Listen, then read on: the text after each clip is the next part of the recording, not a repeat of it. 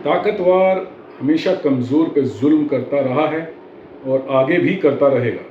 ये बात गुरु नानक देव जी ने बिल्कुल क्लियर कर दी अपने बाबर वाणी के शब्दों में, और उन्होंने बहुत ही विस्तार में डिटेल में बताया कि क्या क्या और किस तरीके की जुल्म, किस तरीके की घटनाएं उस समय हुई।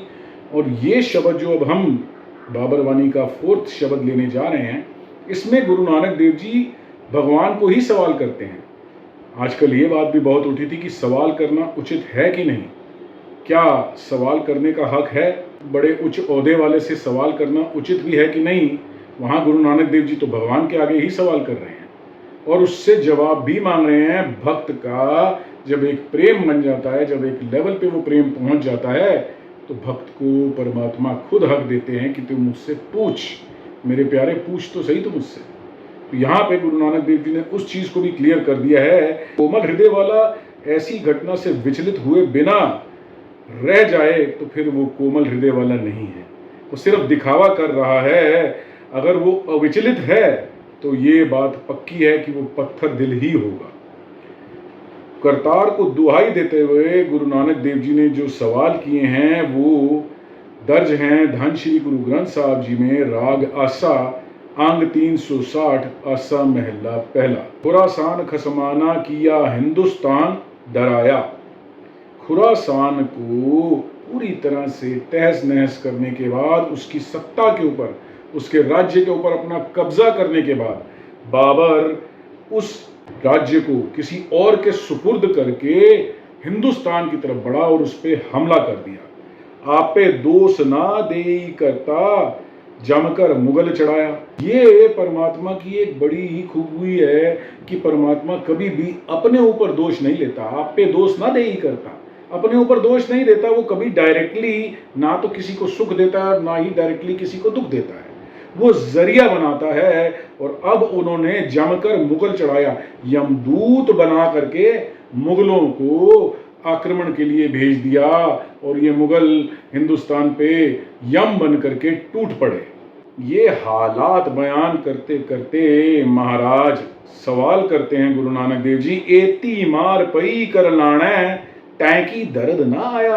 हे मेरे करतार, इतनी बुरी हालत हो गई। जो माना कि बदबस्त थे पठान उस समय, हर तरह के विकारों में, हर तरह के भोग विलासों में पूरी तरह से लिप्त हुए थे, गुम हुए थे, पर फिर भी इतनी बुरी मार, इतनी मार काट, इतनी ज्यादा जुल्म उनके ऊपर हुए हैं और कुर्ला रहे हैं। वो पुकार रहे हैं, दुहाइयां दे रहे हैं, रो रहे हैं, कुर्लाटे मच गई हैं। और इतनी बुरी हालत में जब गरीब निहत्थे और इन सब अमीरों के साथ, इन सब भोग विलासियों के साथ सीधे साधे भी पिस गए, जैसे आटे में घुन पिस जाती है, वैसे ही सब के सब बेचारे उसके अंदर ही जुल्म का शिकार हो गए। इतनी मार के बाद भी, इतनी हाय हाय के बाद भी, इतनी हाहाकार के बाद भी टैंकी दर्द ना आया। हे परमात्मा, तू तो सब देख रहा है, क्या तुझे बिल्कुल भी तरस नहीं आया? तुझे बिल्कुल भी ये दर्द महसूस नहीं हुआ? करता तुम सबना का सोई। हे परमात्मा, हे करतार, तू तो सभी का करता है, तू तो सभी की सार रखने वाला है, सभी को संभाल के प्रतिपालना देने वाला है। तू ना सिर्फ अमीरों का है, ना सिर्फ गरीबों का है, तो सबका साझा है। तू तो जे सकता सकते को मारे, तामन रूस ना होई। अगर कोई शक्तिशाली सामने किसी दूसरे शक्तिशाली को मारे, तब इस मन को गम नहीं होता, तब इस मन को इतना दुख नहीं होता कि दो इसने मारे, दो उसने मारे, हिसाब बराबर हो गया, वो भी शक्तिशाली, वो भी शक्तिशाली। तब इतनी व्यथा नहीं होती, तब इतनी पीड़ा नहीं होती, तब इतना कष्ट नहीं होता। मेरे परमात्मा, सकता सिंह मारे पैव गै खसमै सा पुरसाई। और अगर कोई सिंह की तरह, शेर की तरह शक्तिशाली जीव हो और वो शक्तिशाली जीव पैवज्ञ, गाय के समान कमजोर और सीधे साधे हैं, उनके ऊपर हमला कर दे, उनके ऊपर मार काट मचा करके जुल्म करना शुरू कर दे, खसमै सा पुरसाई, तो फिर इसकी पूछ जो है, इसकी जो पुरसाई है, इसकी जो दुहाई है, वो खसम को ही करनी पड़ती है मेरे करतार। इसलिए मैं तेरे आगे ये पुकार करता हूँ, रतन विगाड़ विगोए कुत्ती, मुइया सार न काई। हमारे रतन रूपी जो ये देश थे और इसके नागरिक थे, इनको फाड़ के उखाड़ने वाले जो बिल्कुल आदमखोर कुत्ते होते हैं, उस तरह से जो ये मुगल कुत्ते बन करके ऊपर चढ़े और खूबसूरत बंदों को, जो यहाँ तक कि तेरे साथ कुछ नाम लेवा भी थे, जो सीधे साधे भी थे, जिनके कर्म अच्छे भी थे, उनको भी मार मार के नेस्तनाबूद कर दिया, मिट्टी में मिला दिया, रोल दिया उनको। और मुइया सार न काई, मरे हुओं की सार लेने वाला कोई नहीं, उनकी खबर लेने वाला कोई नहीं, उनका दाह संस्कार करने वाला कोई नहीं। वो पड़ी हैं लाशें, तो पड़ी हैं, सड़ रही हैं वहां पड़े पड़े। आपे जोड़ बिछोड़े आपे वेख तेरी वड्याई। हे परमात्मा, ये तेरी ताकत का ही करिश्मा है कि तू आप ही संबंध जोड़ता है और फिर इनको विछोड़ भी देता है, अलग भी कर देता है, अचानक ही मृत्यु में उतार करके, मौत की घाट उतार करके सबको अलग अलग दिशाओं में खलेड़ देता है, बिखेर देता है। ये भी तेरी अजब ही भाणा है, तेरी अजब ही रजा है मालिक। जे को नाव तराए वड्डा, साध करे मन भाणे।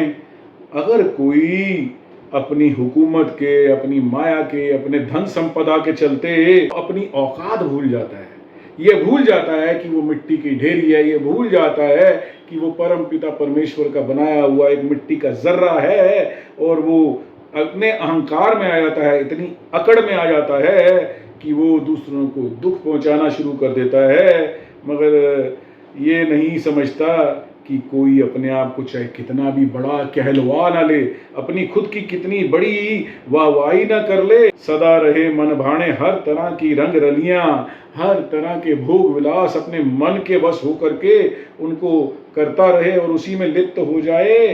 खसमै नदरी कीड़ा वे, जेते चुग्गे दाने। उस परम पिता परमेश्वर, उस खसम, उस प्रभु की नजर में, उसकी नजरों में, उसकी कृपा का पात्र वो कीड़ा बनता है जो जमीन पे थोड़ा थोड़ा टुक टुक करके दाने खा रहा होता है और उसी से निर्वाह कर रहा होता है, जो ज़्यादा माया में नहीं फंसता, जो मदमस्ती में नहीं जाता, जो भोग विलासों के अंदर लिप्त नहीं होता और अपना जन्म इन्हीं सब में जाकर के बर्बाद नहीं करता। आगे गुरु नानक देव जी सॉल्यूशन दे रहे हैं कि इस तरह के जुल्मों के दबाव में आने से बचना है, इस तरह की घटनाओं से तू अपने आप को बचाना चाह रहा है तो मर मर जीवै ता किछ पाए, नानक नाम बखाने। कोई मनुष्य बच सकता है जो मर मर जीवे, जो अपने अंदर से इस तरह के विकारों को, इस तरह की भोग विलास की कामनाओं को, इस तरह की आशाओं और मनसाओं को पूरी तरह से मार डाले।